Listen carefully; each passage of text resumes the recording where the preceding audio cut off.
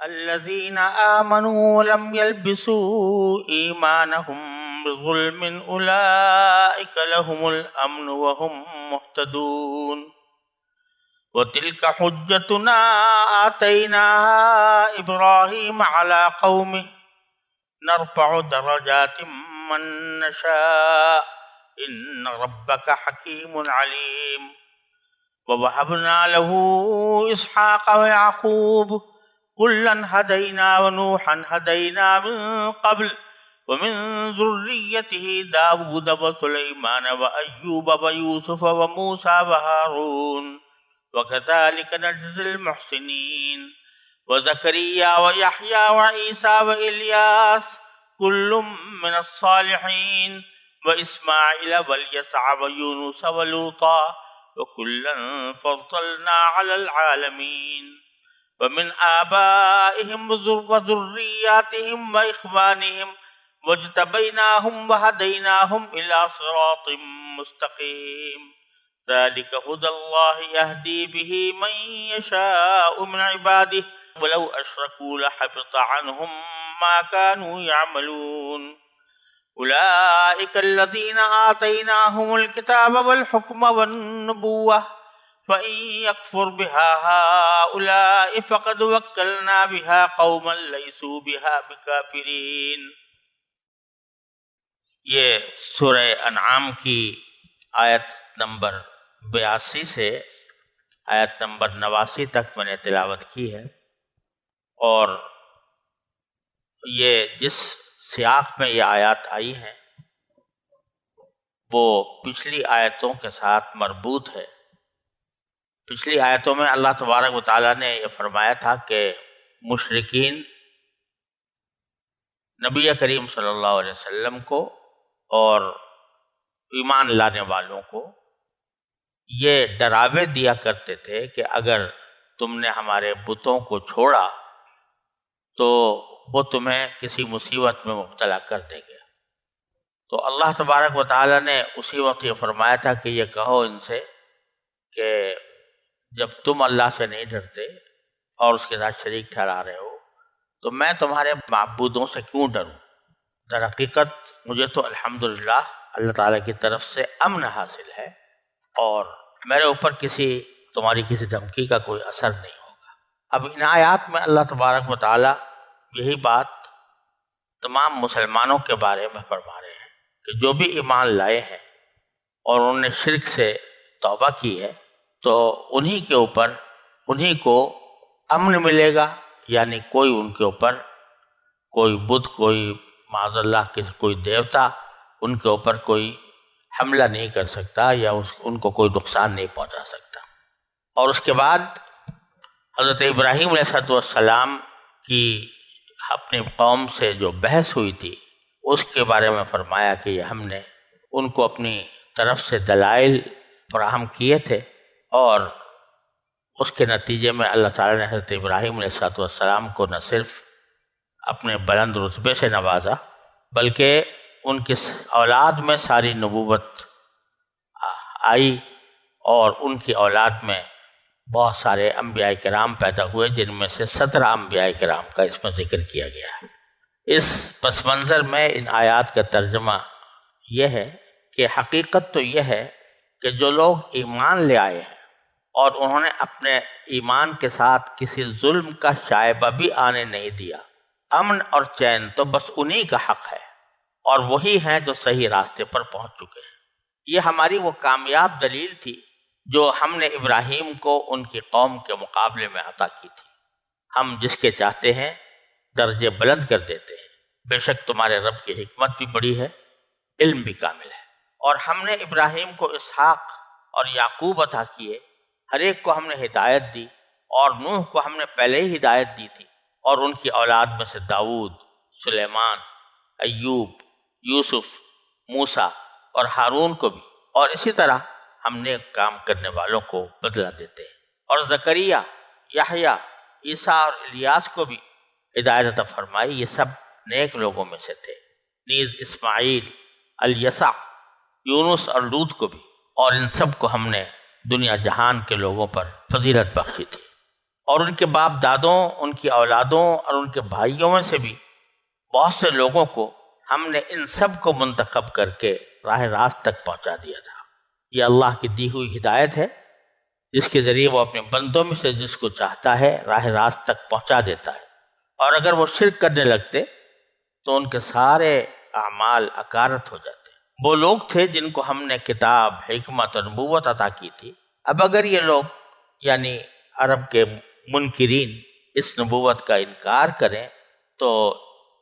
اس کی پرواہ نہ کرو، کیونکہ اس کے ماننے کے لیے ہم نے ایسے لوگ مقرر کر دیے ہیں جو اس کے منکر نہیں ہیں۔ پہلے تو اللہ تبارک و تعالیٰ نے بتلایا کہ امن اور چین تو انہی کا حق ہے جو ایمان لائے ہیں اور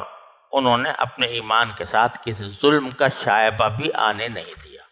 الذین آمنوا، جو ایمان لائے ہیں، ولم یلبسوا، لفظی ترجمہ ہے کہ انہوں نے خلط ملط نہیں کیا اپنے ایمان کو کسی ظلم کے ساتھ، تو امن انہی کا حق ہے اور وہی سیدھے راستے پر ہے۔ جب یہ آیت کریمہ نازل ہوئی تو صحابہ کرام کو تھوڑی سی پریشانی لاحق ہوئی کہ ایسا آدمی کہ جس نے ایمان کے ساتھ کبھی کوئی کسی ظلم کی آمیزش نہ کی ہو۔ ظلم کے معنی ہے، لفظی معنی، کسی چیز کو بے محل استعمال کرنا۔ تو دل میں سوال یہ پیدا ہوا کہ ہم میں سے بہت سے لوگ ہیں جو ایمان تو لائے ہیں، اپنی حد تک کوشش بھی کرتے ہیں کہ اللہ کے حقوق بھی ادا ہوں، بندوں کے حقوق بھی ادا ہوں، لیکن کبھی کبھی کسی لغزش کی وجہ سے ایسا ہو جاتا ہے کہ ہم نے کوئی چیز بے محل استعمال کی، تو کیا اس کی وجہ سے ہمیں امن نہیں ملے گا آخرت میں، یا دنیا میں اللہ تعالیٰ کی مدد ہمارے شامل حال نہیں ہوگی؟ تو صحابہ کرام نے اپنا یہ شبہ رسول کریم صلی اللہ علیہ وسلم کی خدمت میں پیش کیا کہ یا رسول اللہ، اگر ایسا ہوا تو ہم تو پھر کامیاب نہیں رہ سکتے۔ تو رسول کریم صلی اللہ علیہ وسلم نے فرمایا کہ تم آیت کا صحیح مفہوم نہیں سمجھے، آیت میں ظلم سے مراد شرک ہے، جیسا کہ سورہ لقمان میں اللہ تعالیٰ نے فرمایا ان الشرک لظلم عظیم، کہ شرک جو ہے وہ بہت بڑا ظلم ہے۔ تو لم یلبسوا ایمانہم بظلم کے معنی یہ ہوئے کہ ایمان کے ساتھ کوئی شرک نہیں شامل کیا، ایمان کو کسی شرک کے ساتھ نہیں ملایا، ان کے لیے امن ہوگا۔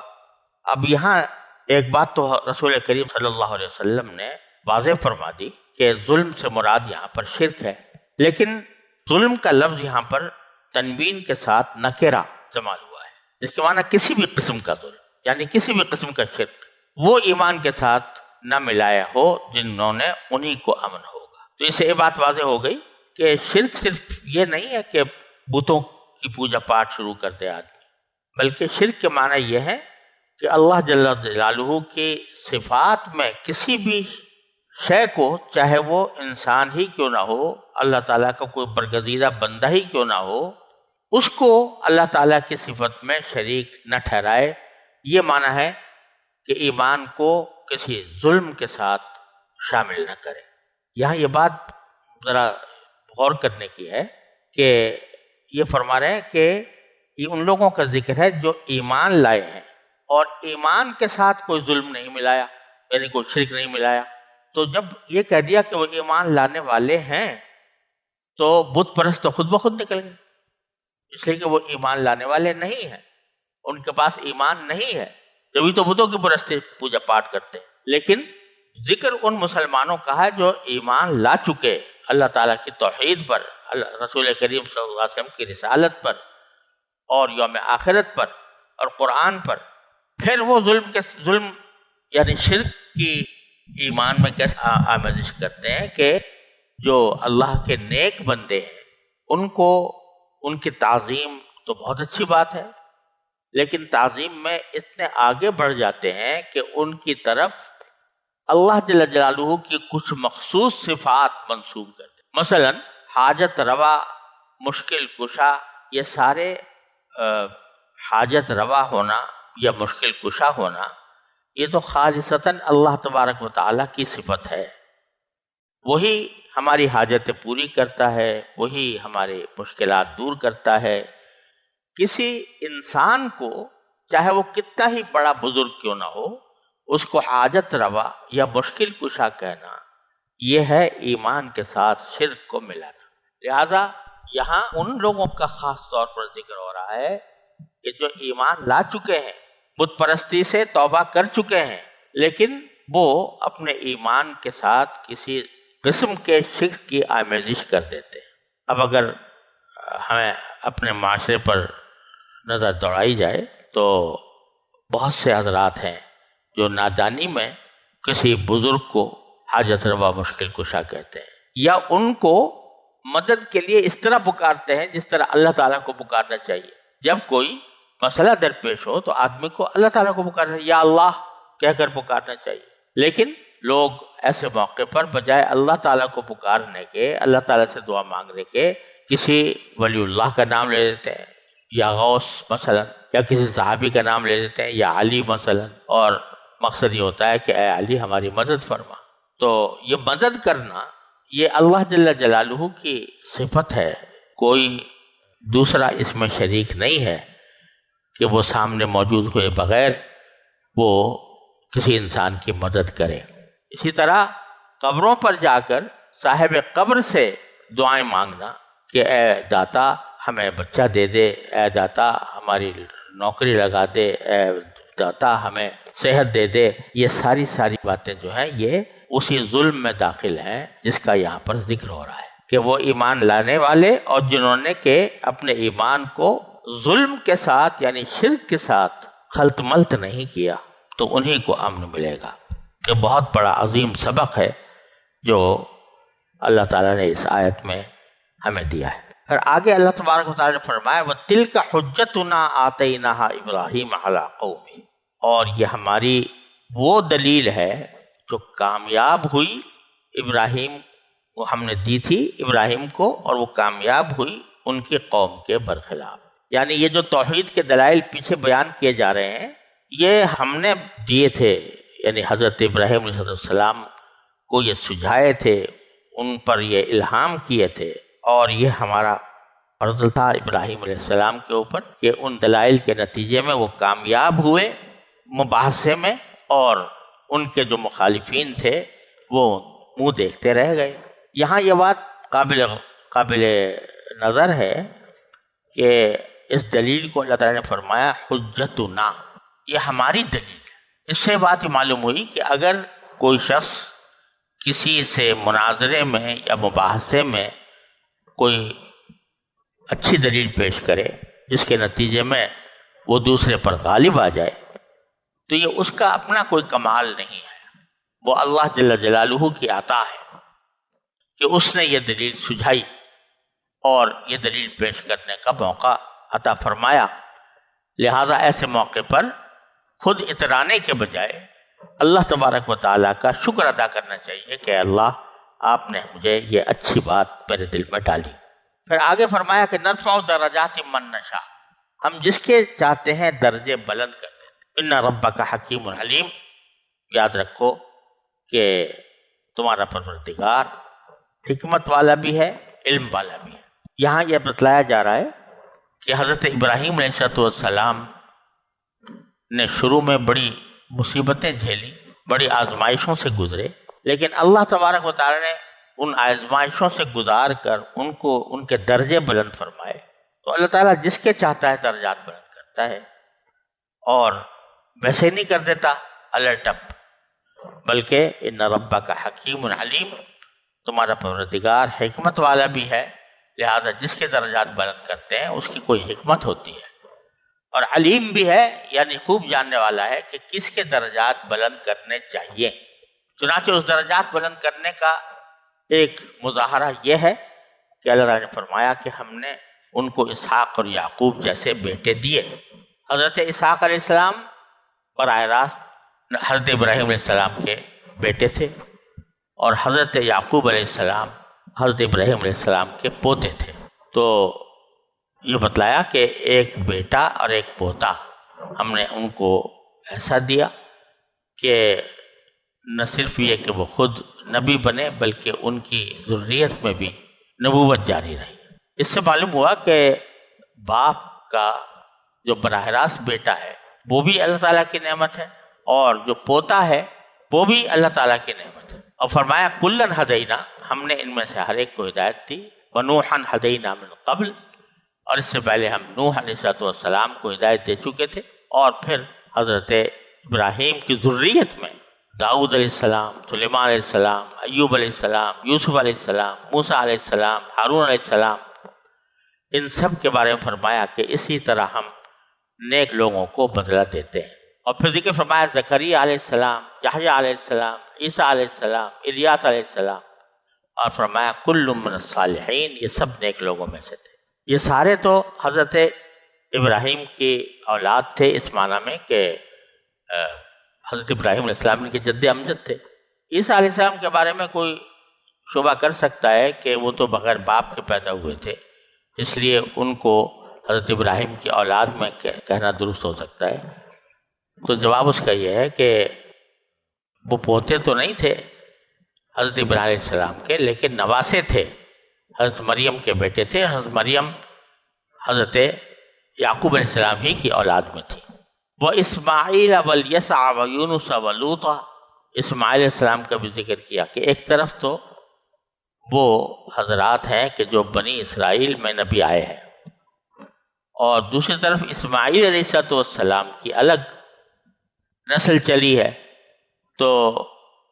اسحاق اور یعقوب علیہ السلام کے ذریت میں جو لوگ آئے تھے ان کا ذکر پہلے کیا، اور اسماعیل علیہ السلام کا ذکر کیا کہ یہ بھی حضرت ابراہیم علیہ السلام کی اولاد میں تھے، اور ان کی اولاد میں سرکار دو عالم صلی اللہ علیہ وسلم کو اللہ تعالیٰ نے نبوت رسالت سے سرفراز فرمایا۔ بل یسع و یونس و لوطا، اور ساتھ ہی حضرت یسع علیہ السلام، یہ یسع علیہ السلام کو کے بارے میں مثلا عہد نامہ قدیم میں ان کا نام علیشع آیا ہے، اور بعض لوگوں نے کہا کہ یہ وہ ہیں جن کا ذکر بائبل میں یسعیاہ کے نام سے آیا ہے۔ بہرحال اللہ تعالیٰ ہی بہتر جانتے ہیں ان میں سے کون سے مراد ہیں۔ ان کا کوئی تفصیلی ذکر یا تفصیلی واقعہ قرآن کریم نے بیان نہیں فرمایا، اور یونس علیہ السلام کا ذکر آیا، پھر لوط علیہ السلام کا ذکر آیا۔ لوط علیہ السلام اگرچہ حضرت ابراہیم علیہ السلام کے بھتیجے تھے، لیکن ان کو بھی حضرت ابراہیم علیہ السلام کی ذریت میں شامل کیا گیا، تو پتہ چلا کہ بھتیجا بھی ایک طرح سے انسان کی ذریت میں کا ایک حصہ ہوتا ہے۔ وَكُلًّا فَضَّلْنَا عَلَى الْعَالَمِينَ، اور ہم نے ان سب کو تمام دنیا جہان کے لوگوں پر فضیلت دی۔ وَمِنْ آبَائِهِمْ وَذُرِّيَّاتِهِمْ وَإِخْوَانِهِمْ، اور ان کے باپ دادوں میں بھی، اور ان کی ذریت میں بھی، اور ان کے بھائیوں میں بھی، ان سب کو ہم نے وَاجْتَبَيْنَاهُمْ وَهَدَيْنَاهُمْ إِلَىٰ صِرَاطٍ مُسْتَقِيمٍ، اور ان کو ہم نے منتخب کر کے راہ راست تک پہنچا دیا تھا۔ اجتبیناہم کے معنی ہوتے ہیں، اجتباء کے معنی ہوتے ہیں کسی کو چن لینا، تو ہم نے ان کو چن لیا تھا، منتخب کیا تھا، اور پھر ان کو سیدھے راستے کی ہدایت عطا فرمائی تھی۔ ذالک ھدی اللہ یہدی بہ من یشاء من عبادہ، یہ اللہ کی ہدایت ہے، اس پر اللہ تعالیٰ اپنے بندوں میں سے جس کو چاہتا ہے اس ہدایت کے راستے پر چلا دیتا ہے۔ پھر فرمایا وَلَوْ أَشْرَكُوا، اگر یہ لوگ جن کا ذکر پیچھے آیا ہے، یہ کو تو اللہ تعالیٰ نے ہدایت دے دی تھی، لیکن اگر یہ شرک کرنے لگتے تو لَحَبِطَ عَنْهُمْ مَا كَانُوا يَعْمَلُونَ، تو جتنے نیک کام یہ کر رہے تھے سب اکارت ہو جاتے، کیونکہ شرک ایسی چیز ہے جو انسان کے نیک کاموں کو بھی اکارت کر دیتی ہے، اور اس کے نتیجے میں اس کے نیک اعمال بھی بے فائدہ ہو جاتے ہیں۔ اولئک الذین آتیناہم الکتاب والحکم والنبوۃ، یہی لوگ تھے جن کو ہم نے کتاب دی اور حکم دیا۔ حکم کے دو معنی آتے ہیں، ایک ہے اقتدار کہ آدمی کو فیصلے کرنے کا اقتدار مل جائے، اور دوسرا حکم کے معنی حکمت کے بھی ہوتے ہیں۔ چنانچہ انبیاء کرام کو جہاں اللہ تبارک و تعالیٰ کتاب عطا فرماتے ہیں تو اکثر و بیشتر ساتھ میں ذکر ہے یا حکم کا یا حکمت کا۔ رسول کریم صلی اللہ علیہ وسلم کے جو مقاصد بعثت قرآن کریم میں بیان فرمائے، ان میں یہ ہے یعلمہم الکتاب والحکمہ، کہ لوگوں کو آپ کتاب کی بھی تعلیم دیں اور حکمت کی بھی تعلیم۔ اس کے لفظی معنی تو ہوتے ہیں دانائی کی باتیں، لیکن مقصود اس سے یہ ہے کہ صرف ایسا نہیں ہے کتاب عطا فرما دی ہو اور پھر اس کتاب پر عمل کرنے کا جو صحیح طریقہ ہے وہ نہ بتایا ہو، بلکہ وہ صحیح طریقہ بھی بتایا اور اس کے بارے میں جو حکمت کے احکام تھے وہ بھی دیے اور ان کو نبوت بھی عطا کی۔ اب آخر میں بہت ایک خوشخبری کی بات اللہ تعالیٰ نے بیان فرمائی کہ فَإِيَكْفُرْ بِهَا هَؤُلَاء، اگر اس نبوت کا یہ لوگ انکار کرتے ہیں یعنی مشرکین، تو پرواہ نہ کرو، فَقَدْ وَكَّلْنَا بِهَا قَوْمًا لَيْسُوا بِهَا بِكَافِرِينَ، کیونکہ اس کے ماننے کے لیے ہم نے ایسے لوگ مقرر کر دیے ہیں جو اس کے منکر نہیں ہیں۔ اس سے مراد صحابہ کرام کی جماعت ہے کہ ہم نے صحابہ کرام کی یہ جماعت تیار کر دی ہے جو آپ کی جانثار ہوگی اور یہ کبھی قرآن کی یا آپ کی نبوت کی قرآن یا آپ کی نبوت کا انکار نہیں کریں گے، نہ صرف یہ کہ انکار نہیں کریں گے بلکہ اس پر اپنی جانیں نچھاور کریں گے۔ تو صحابہ کرام بھی اس سے مراد ہیں، اور پھر قیامت تک جتنے مومن آنے والے ہیں وہ سب اس میں داخل ہیں کہ اللہ تعالیٰ نے ان کو موکل کر دیا ہے اس بات کے لیے کہ وہ کفر سے پرہیز کریں اور اللہ تعالیٰ کی کتاب کو بھی مانیں اور اللہ کے رسول صلی اللہ علیہ وسلم کو بھی مانیں۔ تو اس میں ایک خوشخبری ہے قیامت تک آنے والے تمام مسلمانوں کے لیے کہ فرمایا کہ ہم نے اس پیغام کو سمجھنے اور اس پیغام کو اٹھا کر دوسروں تک پہنچانے کے لیے مقرر کر دیا ہے ان لوگوں کو جو کفر نہیں کرتے۔ تو ایک طرح سے اللہ تبارک و تعالیٰ کے مقرر کیے ہوئے لوگ ہیں یہ جتنے بھی ایمان والے ہیں۔